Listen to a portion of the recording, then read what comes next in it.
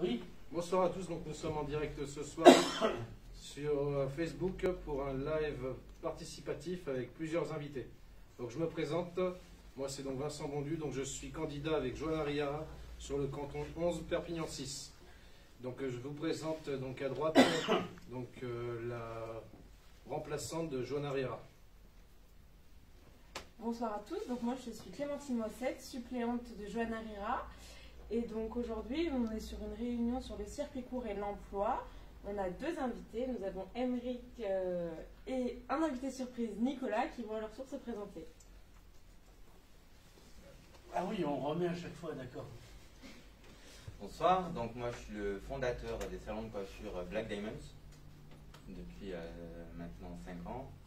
Et on est situé donc à Saint-Laurent-de-la-Salanque et au Soleil. Bonsoir, je suis Nicolas Codeville. Je suis tellement une surprise que on ne savait pas que je serais là. Et moi, je vais vous parler des circuits courts, voire des courts-circuits en émission directe. Donc voilà, nous allons commencer donc, ce débat participatif. Donc ici présent donc Émeric Pestre donc, des salons de coiffure Black Diamonds. Donc il va nous expliquer un peu son travail au sein du département. Voilà. Alors, donc moi, comme je disais, ça fait 5 ans que j'ai mes sociétés qui sont sur le Soleil, le Saint-Laurent-de-la-Salanque, et puis un autre qui était situé au Polygone Nord. Aujourd'hui, c'est une société qui emploie en moyenne 10 salariés. Dans ces 10 salariés-là, on a donc des apprentis, on va partir de l'âge de 16 ans jusqu'aux 24-25 ans. D'une première année CAP comme une dernière année brevet professionnel. Donc après, voilà. D'accord, et donc on a rendu visite donc, à M. Émeric cette semaine. Donc il a plusieurs problématiques sur la formation. Donc le département peut jouer sur les formations. Et je pense que tu peux nous parler des formations, des problématiques, des élèves qui sont peu formés et tout ce genre de choses. Alors je pense que le souci, c'est que par exemple, pour donner un exemple, il y a beaucoup de cas de figure où c'est des jeunes hommes ou des jeunes filles qui ont 16-17 ans, qui veulent se lancer dans la coiffure. Et le problème, c'est qu'ils veulent se lancer que dans l'homme. Et l'école de la Chambre des métiers, donc l'école publique, c'est des écoles mixtes. C'est-à-dire qu'ils sont dans l'obligation d'apprendre autant l'homme que la femme. Et du coup, au final, ils sont dans des classes où forcément, ils ne vont pas forcément suivre correctement les cours. Pourquoi? Parce que ça ne les intéresse pas. Ils vont faire des choses qui ne les intéressent pas. Ils ont du matériel qui ne sont pas forcément adaptés à leurs besoins, puisqu'en fait, au final, c'est du matériel qu'ils n'utilisent pas. Ils vont avoir des têtes à coiffer pour les dames, et la plupart du temps, ils sont dans des salons de coiffure hommes. Et même leurs maîtres d'apprentissage seront dans l'incapacité de lui montrer comment faire une coupe, comment faire un brushing, comment faire tout simplement son métier, en sachant que le maître d'apprentissage, il n'a pas forcément les compétences, puisque lui, il fait que de l'homme. Donc là, le souci, il est là déjà. Donc du coup, il y a un problème de formation dès la base, du coup. Dès la base. Des formateurs qui n'ont pas les bonnes notions pour pouvoir apprendre derrière aux futurs élèves, aux futurs employés. Oui, c'est ça. Et par exemple, ils se retrouvent avec un diplôme, donc un CAP en première année, deuxième année. Deuxième année, ils se retrouvent avec un diplôme, donc CAP mixte. Sauf qu'en fait, il ne sait pas forcément couper les cheveux d'une dame, puisque lui, ce qui l'intéresse, c'est l'homme. Donc là, je vais parler beaucoup de ça. Pourquoi? Parce que moi, c'est mon travail, je vais parler de ce que je connais. Mais après, oui, c'est souvent ça. La plupart du temps, en fait, ils arrivent, ou sinon, et du coup, au final, ils ont été découragés parce qu'il faut faire de la femme. Ils arrivent, ils ont 22, 23 ans, ils viennent postuler, ils changent du coup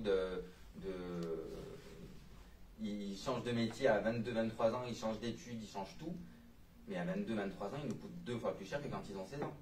Donc ils ont des difficultés à trouver un emploi. Donc je pense qu'il faudrait peut-être essayer de créer quelque chose, une section spéciale hommes, différencier les deux et leur donner du matériel adapté. Et je pense qu'il y aurait beaucoup de jeunes qui partiraient en coiffure homme pour monter des barbiers, des choses comme ça. Et ils ne seraient peut-être pas seuls à rien faire. Quoi. Et donc tu nous avais dit quand on t'a rendu visite cette semaine que du coup il y avait quelque chose que le département pouvait apporter au niveau de la formation pour pouvoir rendre les gens prêts au travail. Du coup. Je ne sais pas si tu te souviens, on avait parlé de ça, par exemple de l'investissement. Oui, par exemple, au niveau du matériel. Au niveau du matériel. Oui, au niveau du matériel, en fait, ce que je trouve aberrant, c'est qu'en fait, ils leur fournissent du matériel de coiffure mixte, et en sachant que les élèves, ben, ceux qui sont que dans des salons hommes, ils n'en ont aucune utilité. Ils vont ils vont l'utiliser, allez, un jour par mois en chambre des métiers, mais le gamin, il ne va jamais le réutiliser. Il va jamais le réutiliser. Moi, personnellement, je sais que j'ai des apprentis qui sont dans mes structures qui font que de l'homme. Ils ne veulent pas toucher une tête de femme. Mais dès le départ, c'est quelque chose qu'ils nous ont dit, qu'on a approuvé parce qu'on n'a pas le choix. Ils veulent devenir coiffeurs, mais pas coiffeurs mixtes. Et malheureusement, c'est de l'argent gâché, puisqu'au final, ils ont des trousses de 500 ou 600 euros par an qu'ils n'utilisent pas. À la place qu'on lui donne une tondeuse, il va avoir une tête. Et ça, c'est de l'argent mis à disposition par le département. Exactement. Et la région aussi. Donc, c'est de l'argent, entre guillemets, perdu, puisqu'on ne s'en sert pas. Non. D'accord. Non, ça ne s'en sert absolument pas. D'accord. Et il existe des formations privées pour faire que soit de l'homme, soit de la femme, soit du barbier, ou pas du tout? Alors aujourd'hui, moi, ce que je connais, c'est qu'il n'y a qu'un seul CAP, donc c'est un CAP mixte. Si après on veut vraiment faire une qualification particulière, c'est des formations privées. Donc soit avec nos cotisations, quand on a été salarié, on cotise. Avec nos cotisations, on peut se payer donc cette formation-là, ou avec notre propre argent, hein. On va se payer une formation barbier, par exemple. Et voilà, c'est tout. Malheureusement, il y a tout, c'est tout ce qui existe. Ou par Pôle emploi, mais pour ça, en fait, il faut que la personne ait déjà un CAP ou qu'elle ait déjà travaillé et qu'elle puisse se payer une formation avec ces fonds-là. Après, c'est ce qu'elle a cotisé, donc elle a complètement le droit. Mais il faut qu'elle ait travaillé. Si elle n'a pas travaillé, elle n'a pas de fonds. Donc en fait, la personne, elle est coincée. Quelqu'un qui a 20 ans qui se dit, voilà, moi aujourd'hui, je veux changer, je veux devenir coiffeur-barbière, ou je parle pour une fille ou même pour un garçon, s'il ne passe pas par la chambre des métiers, CAP coiffure mixte, impossible. Ou dans une école privée. Mais l'école privée, en moyenne, c'est 3 000 €. Et après, on voit que sur Perpignan, on voit peut-être d'autres villes du département, on voit qu'il y a beaucoup de coiffeurs à 10 € la coupe.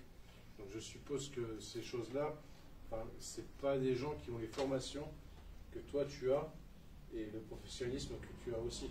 On n'a pas. Après, je ne veux pas faire une généralité. Non, mais je pense qu'il y a certaines personnes, ils ont des coupes. Bon, après, par rapport à leurs tarifs, chacun impose le tarif qu'il veut, mais le souci, c'est que la plupart du temps, c'est que malheureusement, c'est des gens qui ont des salons de coiffure, qui ont simplement un CAP, ou qui louent le diplôme.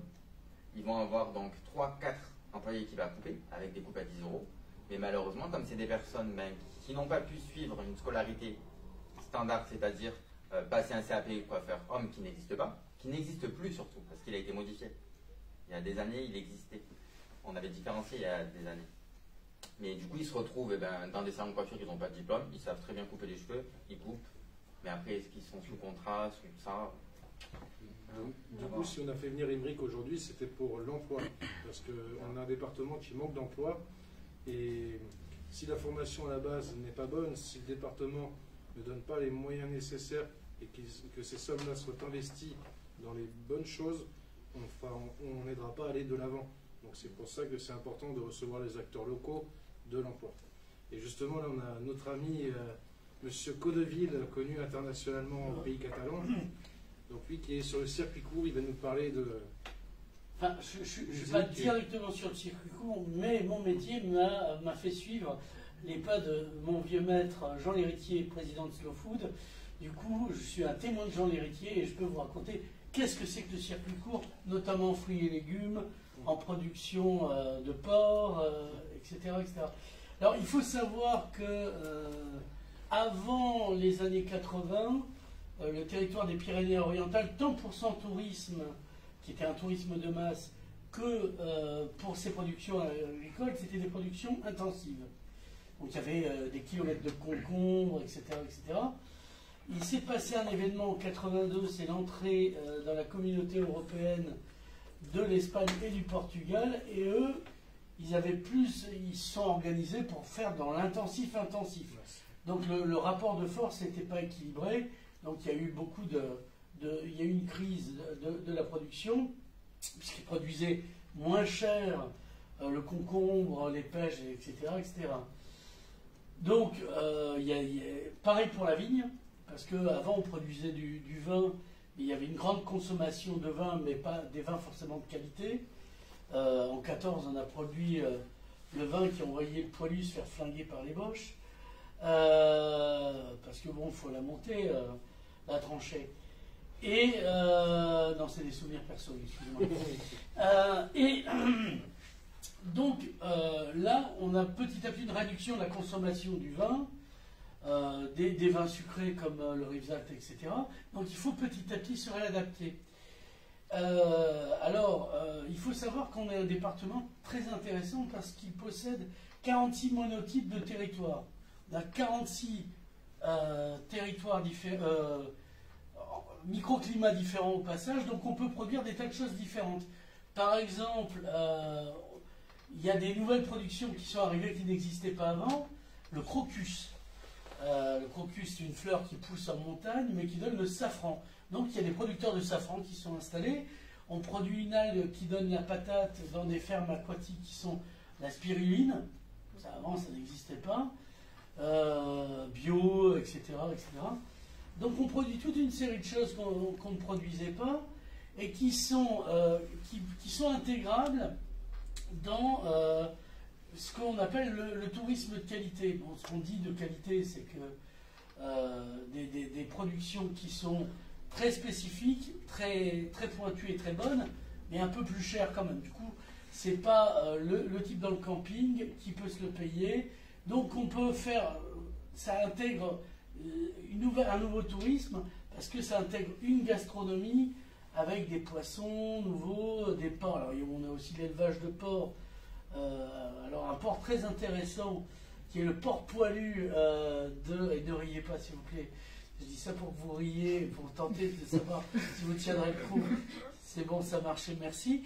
Le porc poilu qui vient de Hongrie, qui a failli disparaître parce qu'il ne produit pas beaucoup de chair, par contre sa chair est particulièrement suave, et il y a eu une installation, pour ne pas parler de la famille Pujol, du côté de Fourques, ils produisent du manganica, et aussi donc le porc poilu, et du porc noir de Bigorre, qui ont des saveurs particulières.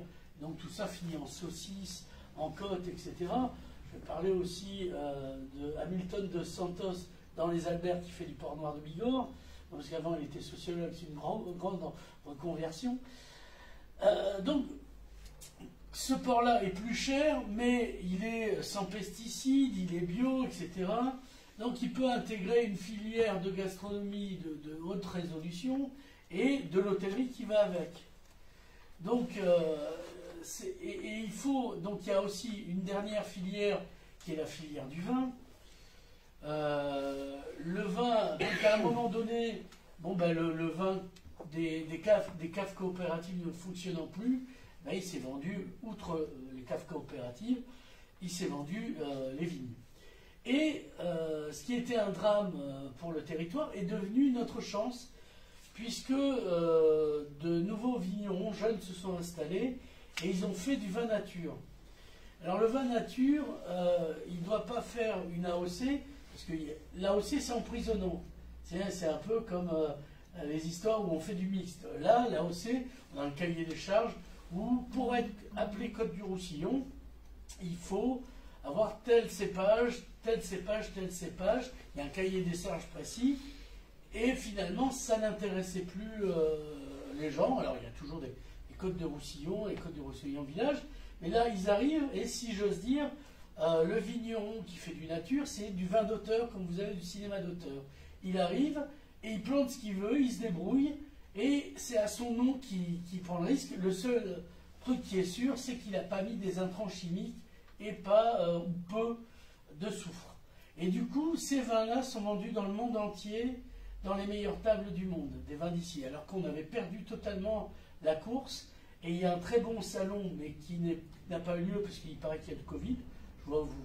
Là, c'est parce que c'est carnaval qu'on est masqué, mais et sinon qui s'appelle Indigène parce qu'ils utilisent pour faire fermenter le vin des levures indigènes, des levures d'ici, et qui est entre la Catalogne Sud, la Catalogne Nord et l'Occitanie.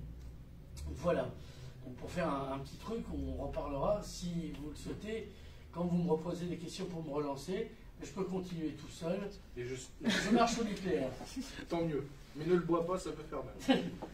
Alors nous, du coup, on est pour un tourisme de qualité, donc du coup, avec une agriculture de qualité, ça se rejoint. Ouais. On est pour un musée du vin, participation des vignerons. T'es sûr que c'est pas une vinothèque plutôt? Oui, Ce une musée, bibliothèque. c'est plutôt poussiéreux. Voilà, mais c'est quelque chose On veut boire du vin, pas la poussière. On veut apprendre le territoire du vin. Ouais. Et je pense que notre département, c'est un beau territoire du vin. On peut aller de Banyuls, on peut aller à Rivesaltes, on a des très beaux vins. Et je pense que faire participer les vignerons, ça les mettrait justement en avant aussi. Et après, nous, on est un mouvement ouvert aux autres départements et aux autres régions. Donc du coup, quand je parle aux Audois. Voilà, quand je vais à Bordeaux, Ouais. ils ont un musée du vin extraordinaire. Et je pense que ça, à Perpignan, ou dans le département, il faut le mettre en Et place. je sais que tu as une idée derrière la tête. Moi, je te connais. Tu sais que le San Vicens, là où on fait des émaux magnifiques, la famille Fernand Bobby, il y a à partir au conseil départemental, et toi, élu, tu saurais mettre en valeur cet outil non utilisé, à part pour les émaux, en y faisant une magnifique vinothèque. Et là, j'applaudis, je voudrais pouvoir voter. On est presque là, monsieur Codeville. Non, mais je pense qu'on a un département qui est riche de talents. Et comme on le disait il y a 2 semaines, il ne faut pas que ces talents partent. Mais avec le vin, c'est pareil. On est obligé d'aller dans les grandes surfaces pour acheter du vin. Et je pense que ces vignerons... Non, tu peux aller chez eux. Oui, mais que ce soit une vinothèque ou que ce soit un musée du vin, ils peuvent être là pour faire des dégustations, pour se faire connaître. Alors, je souligne au passage le livre d'Alain Potier, qui est excellent pour savoir qu'est-ce qui pousse en vin chez nous. Oui, on cueille la bouteille directement sur l'arbre, circuit court là encore. Donc les vins du Roussillon aux éditions Traboucaire, avec son surplus sur le Rancio Sec et bientôt les vins oxydatifs de l'Europe, mais n'en disons pas trop. Mais toujours est-il, je pense que cette idée elle est importante. L'agriculture de qualité, le tourisme de qualité, il faut arrêter de faire de la masse pour de la masse, il faut de la qualité. Et on a un département qui est lui-même de qualité, mais qui se laisse emmener vers le bas. On est l'avant-dernier département français au niveau du chômage, avec 13,5% sur le département, 23,5% sur notre canton. C'est quelque chose de très important. Donc il faut profiter de ces talents, de ces qualités qu'on a, de ces atouts qu'on a dans notre département, pour les faire monter et pour faire venir des gens de l'extérieur pour le travailler également. Parce qu'il y a des gens qui sont très bons, qui pourront venir aussi sur notre département pour les faire vers le haut. C'est dommage que c'est le département, vous n'avez que les collèges, parce que pour faire déguster du vin aux collégiens, moi je suis pour, mais bon, j'aurai des problèmes après. Mais il faudrait qu'à l'université, on fasse goûter systématiquement, comme il y a beaucoup d'étudiants étrangers, nos vins aux étudiants étrangers. Parce que, tu me l'as dit encore il n'y a pas longtemps, certes, le rôle du département, il est lié à ses compétences, oui. Mais comme tu fais, ça ne m'empêche pas, moi élu, de faire du lobbying, notamment auprès de l'université. C'est pour ça que je te trouve intéressant comme candidat. Tout est relié, parce que si on supprime des classes, par exemple, je vais parler du conservatoire, parce que voilà, c'est quelque chose qui est important actuellement. Si ces gens-là, on les fait disparaître, dans le centre-ville, automatiquement, il y aura moins de personnes, moins de consommation. Ils vont consommer dans le bar, chez le boucher. Il va y avoir des entreprises de sécurité qui vont venir, par exemple, pour faire leur spectacle, pour surveiller. Il va y avoir des musiciens qui vont payer en plus. Ce sont tous des filières complètes. Voilà, c'est complémentaire. Et je pense qu'on est un département, peut-être que ces gens-là ne savent pas gérer l'économie d'une entreprise. Pourtant, je pense que le département et une entreprise, ça se rejoint. Et faire l'économie sur l'instant T, ce n'est pas la solution. Il faut investir pour derrière récolter les fruits 3 ou 4 ans après. Il faut investir. Mais ils veulent être réélus tout de suite. Oui. Alors là, tu ne l'es pas, mais crois-moi, dès que tu seras élu, tu feras comme eux. Ou pas. Ou pas. Parce que ça durera 7 ans la prochaine élection. Ah, ben donc automatiquement, il y aura plus de temps. Non, je pense qu'il faut investir sur 3 ans et après couper petit à petit les investissements et récolter. C'est comme l'arbre. Mais tu me disais, tu avais ce slogan, tu es timide, tu n'oses pas me le dire, circuit court, mais temps long. Et ça, j'ai trouvé que c'était vraiment une bonne idée, ça résumait bien l'idéologie d'Agisson. C'est sûr. C'est comme... qu'est-ce que j'avais dit comme phrase la dernière fois oui. Non, c'était comment? Alors attends, tu parles des départementales, oui, c'est ça? C'est ça. Les départementales, c'est comme l'argent, ça ne fait pas le bonheur, mais ça y C'est contribue. contribuer. Nous, on veut contribuer au bonheur des gens. Et je pense que le département peut y jouer. Il faut arrêter d'être dans un laxisme et dans des intérêts profonds et ne pas faire avancer le C'est département. plus que le laxisme, c'est du laxatisme. C'est-à-dire qu'on se fait vraiment On est chier. proche du laxatif. Et donc voilà. Mais je pense que ce débat est très intéressant. Enfin, Oui, bah, c'est nous qui le cette faisons, donc discussion. forcément c'est intéressant. Mais je pense que les agriculteurs, il y en a beaucoup, ils ne sont pas écoutés. Ils sont écoutés à certains moments de l'année. Aux élections, Je veux veux pas rentrer Et dans avant ce débat, Noël, mais ça n'a rien à voir. C'est ça. Mais voilà, de Bagnoul, Salanque, on a des beaux territoires, on a des beaux agriculteurs, et je pense qu'il faut les mettre en avant et il faut faire avancer les choses. Voilà. Et donc après, Oui. je vais laisser M. Codeville au repos et on va continuer à faire C'est bien, une discussion je me avec ramasse. Émeric Pest parce que M. Codeville prend beaucoup d'énergie. Et donc raconte-nous un peu, toi, parce que toi tu es un jeune entrepreneur, comme moi on a 28-29 ans, et tu as commencé de rien, entre guillemets, comme moi. Et je pense que c'est un exemple pour les jeunes. Il faut aller de l'avant, même si on n'a pas les moyens financiers, il faut tenter, il y a des embûches qui seront mises, mais il faut aller de l'avant. Et je pense qu'un département doit marcher pareil, les jeunes aussi. Donc, Ouais, moi je sais que j'ai ouvert mon premier salon de coiffure, j'avais 18 ans. À 18 ans, ben, j'ai fait comme tout le monde, hein, j'ai voulu un prêt pour pouvoir ouvrir ma société. À 18 ans, j'avais peut-être pas forcément donc l'expérience pour les banques, pour les gens, peu importe. Mais en tout cas, j'ai réussi à le faire donc tout seul. Donc j'ai eu aucune banque qui m'a aidé. Donc pendant 5 ans, j'ai ouvert ma première société. Mais après, c'est vrai que la région, l'État, j'ai eu aucune aide. Oui, à part l'exonération de charges qui est nationale, j'ai eu aucune aide. Je me dis aujourd'hui, si j'aurais pas poussé les portes vraiment plus loin, j'aurais poussé, aujourd'hui j'en serais pas là. Je me dis aujourd'hui quand même, j'ai réussi à créer quelque chose, une marque, j'ai réussi à créer de l'emploi surtout. De l'emploi, parce qu'au début c'était créer un emploi pour moi, pour que je puisse survivre. Et aujourd'hui j'arrive quand même à faire vivre quand même 10 familles, puisque j'ai 10 salariés. Et c'est ce qui est important. C'est pour ça que je me dis en fait, pourquoi je suis venu aujourd'hui, c'est aussi pour dire aux jeunes que si on a un rêve et qu'on veut le réaliser, on peut le faire. Mais après, c'est sûr que si l'État leur donne les aides un peu, honnêtement, je pense que c'est plus facile pour eux, c'est plus simple. Et qu'est-ce que tu aurais voulu comme aide pour te faire avancer plus vite? Déjà, même un soutien, ne serait-ce qu'un soutien au niveau des administrations. C'est-à-dire que par où on commence? Oui, on va me dire il y a la chambre des métiers. La chambre des métiers, c'est très complexe. La chambre des métiers, on arrive, on a 18 ans, tout de suite on va être un petit peu mis dans des cases. Alors toi tu vas faire ci, toi tu vas faire ça. Moi je sais que personnellement, sorti de ma 3e générale, personne n'aurait cru qu'un jour je monte ma propre société et que je sois formateur. Puisqu'aujourd'hui j'ai les compétences, j'ai l'équivalent d'une maîtrise. Et j'étais pas du tout, à l'école j'étais pas une flèche. Donc je me dis, si moi j'ai réussi, tout le monde peut le faire. Là aujourd'hui par rapport à l'emploi et la coiffure, le souci aussi qui se passe, c'est que quand on arrive en chambre des métiers, c'est pas pour dénigrer l'école publique ou quoi que ce soit, hein. C'est que ça fait 25 ans que c'est les mêmes professeurs. C'était peut-être des très bons professeurs il y a 25 ans, mais il faut aussi peut-être que eux aillent en formation. Ils partent en formation parce qu'aujourd'hui, la mode elle change, les techniques évoluent, et il n'y a personne qui font à l'école. On leur apprend à faire une permanente qu'on faisait il y a 30 ans. C'est ce qu'on fait 2 fois par mois. Moi personnellement, dans mon cas de figure, c'est ça. Dans mes salons, on va faire 2 permanentes par mois.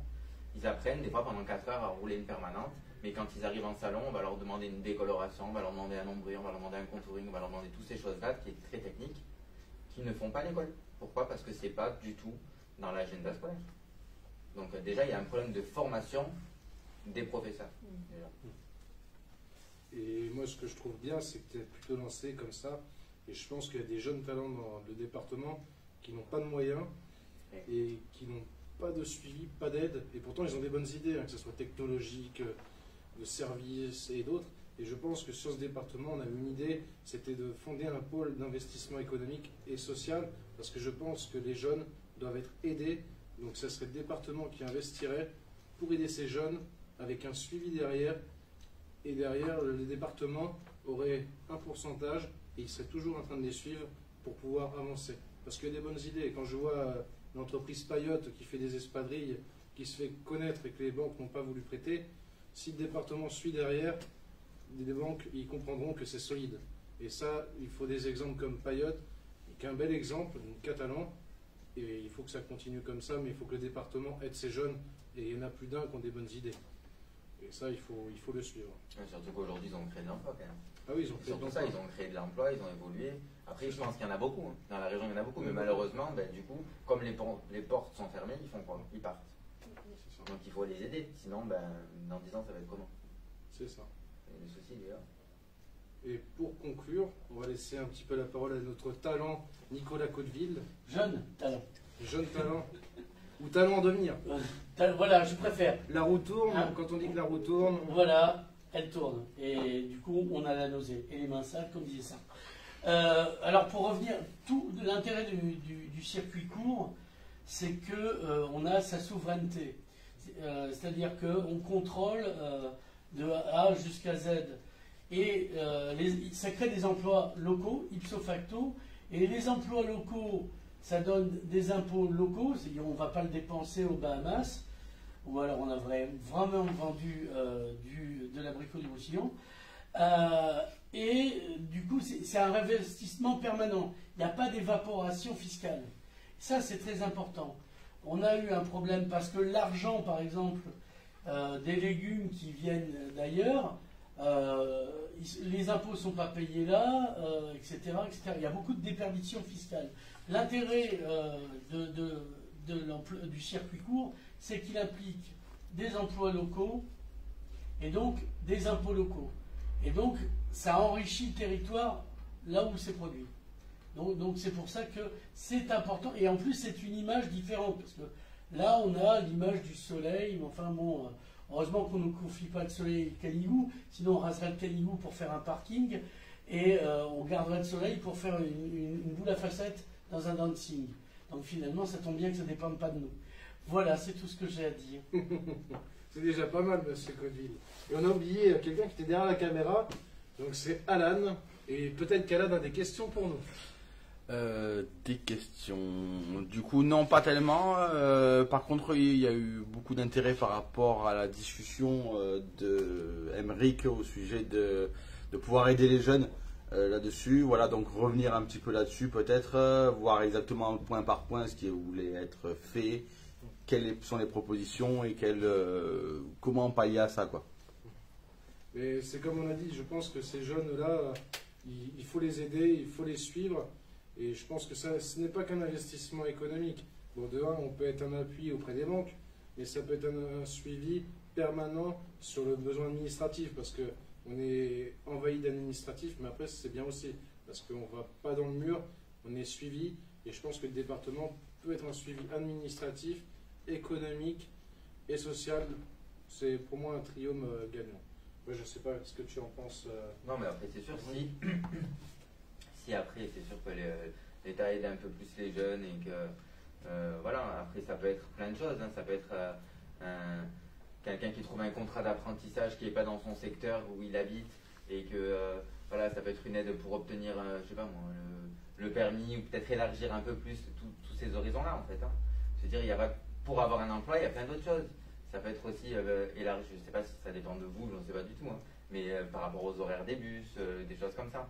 Ça, c'est super important parce qu'on arrive dans une ville quand même comme Perpignan qui est assez grande, mais quand on regarde les villes comme Montpellier, des choses comme ça, ils ont des horaires de bus, ils ont beaucoup plus de moyens de transport.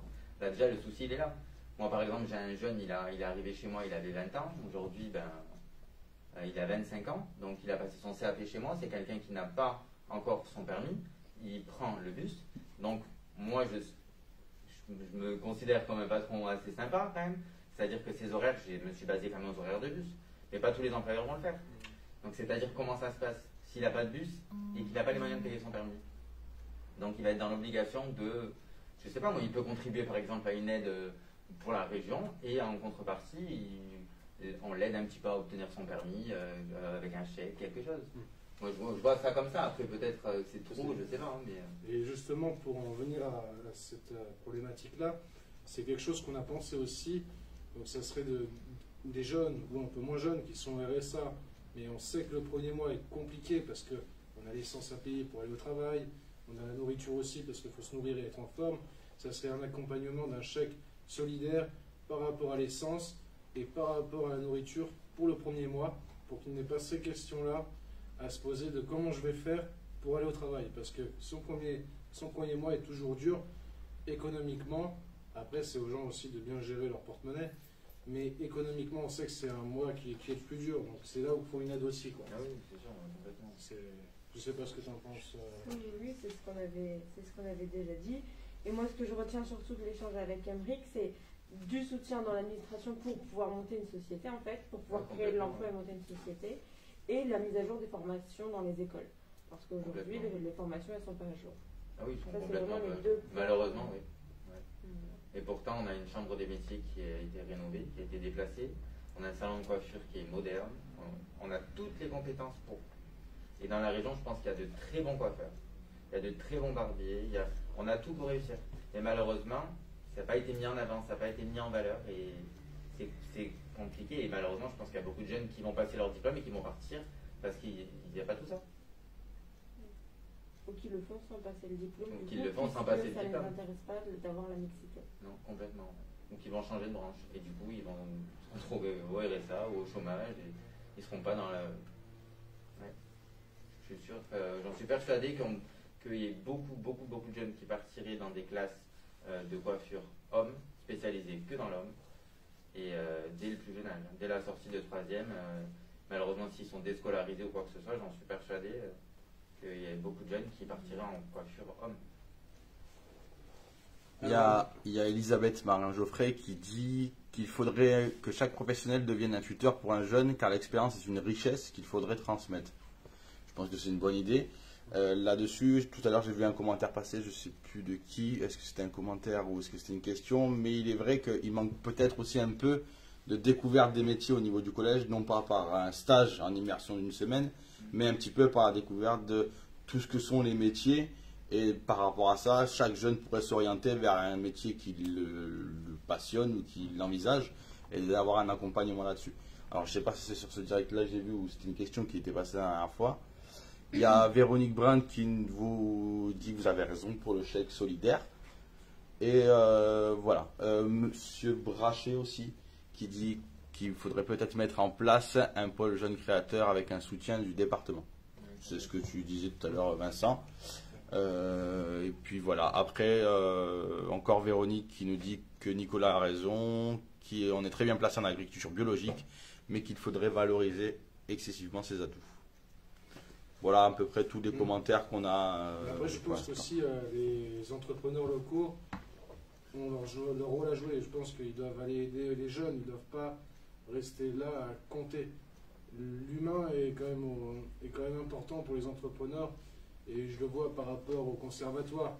Il faut investir sur l'humain et en investissement sur l'humain, on aura une rentabilité, si on peut appeler ça rentabilité parce que j'aime pas trop le mot, mais on aura un retour gagnant-gagnant derrière.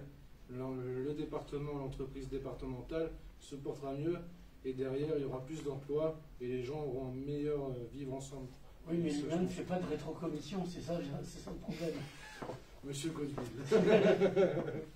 Vous voulez partir du conseil municipal? Non, mais voilà, je pense que c'est important. Et comme a dit Madame Marin, quand elle parle d'expérience, je pense qu'elle est bien placée pour parler d'expérience. Et je pense que c'est important que les entrepreneurs aident les jeunes et les moins jeunes à aller de l'avant. On a une phrase aussi de Totov Colomb. Oui, surtout un métier qui embauche, car on a un réel problème entre l'offre et la demande, ici dans le département.